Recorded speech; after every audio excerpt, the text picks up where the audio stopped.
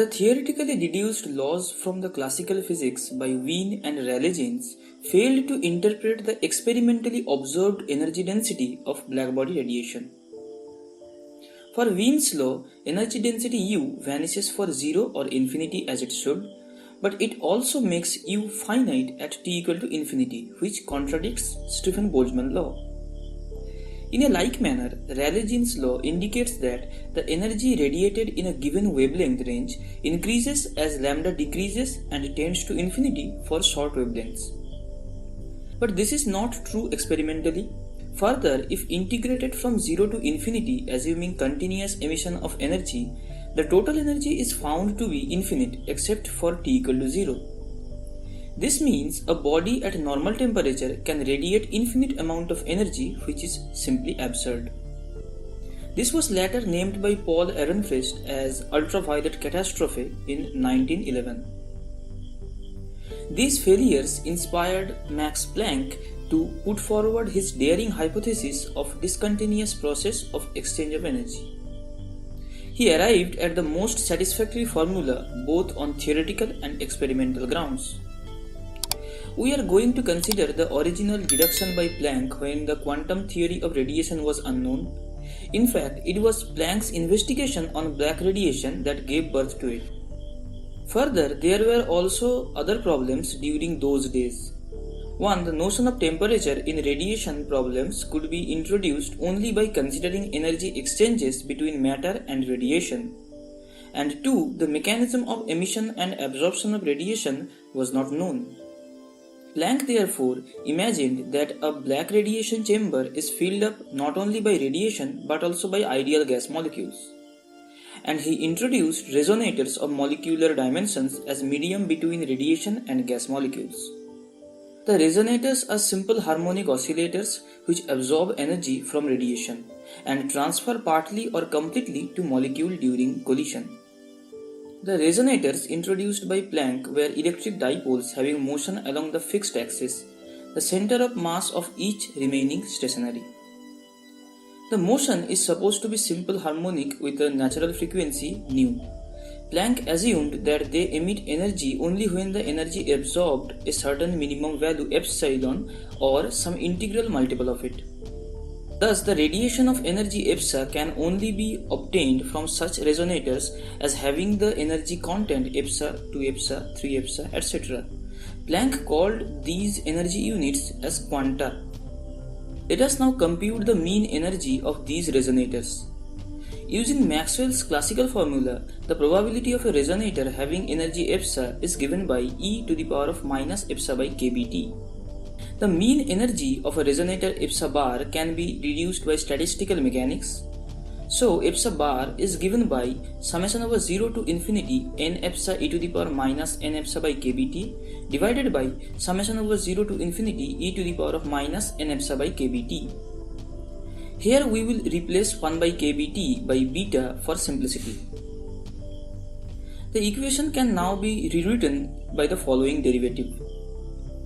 On simplification, we finally obtain epsa bar as epsa by e to the power of epsa by kBt minus 1. This value is different from kBt, which we obtain from equipartition law of energy. Planck considered the energy epsa to be proportional to frequency nu, so epsa is equal to some constant h multiplied by nu.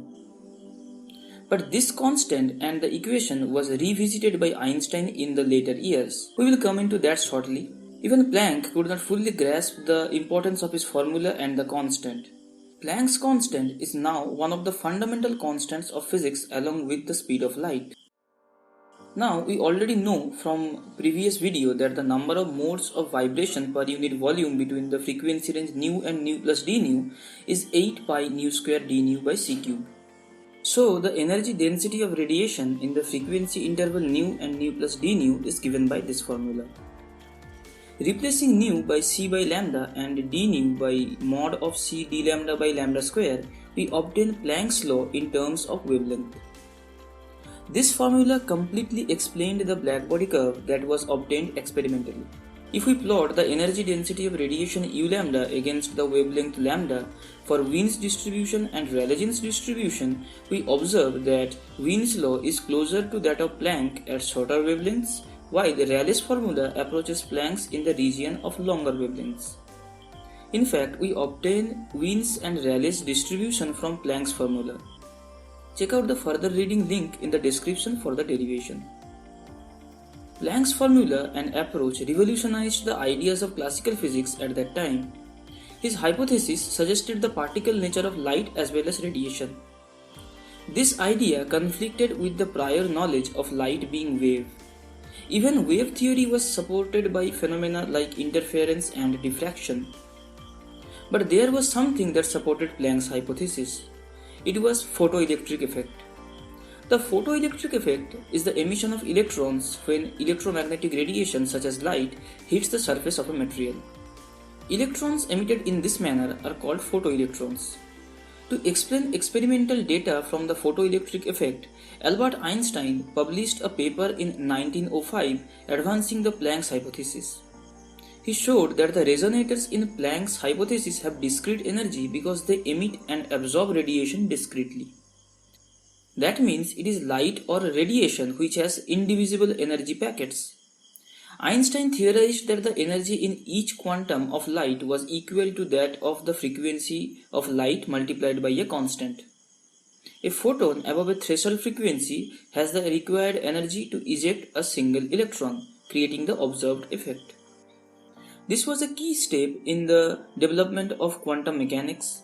In 1914, Millikan's experiment supported Einstein's model of photoelectric effect, and as a result, Einstein got the 1921 Nobel Prize shortly after Planck got his in 1918. Planck's law changed the idea of nature scientists had at that time. Soon after Planck's and Einstein's investigation, there were numerous physicists who took the newly formed quantum mechanics to new heights. In 1923, the French physicist Louis de Broglie put forward his theory of matter waves by stating that particles can exhibit wave characteristics and vice versa. Building on de Broglie's approach, modern quantum mechanics was born in 1925, when the German physicists Werner Heisenberg, Max Born, and Pascual Jordan developed matrix mechanics. Austrian physicist Erwin Schrödinger invented wave mechanics and the non-relativistic Schrödinger equation as an approximation of the generalized case of de Broglie's theory. Heisenberg formulated his uncertainty principle in 1927, and the Copenhagen interpretation started to take shape at about the same time. Starting around 1927, Paul Dirac began the process of unifying quantum mechanics with special relativity by proposing the Dirac equation for the electron. He also pioneered the use of operator theory, including the influential bracket notation. During the same period, John von Neumann formulated the rigorous mathematical basis of quantum mechanics as the theory of linear operators on Hilbert space.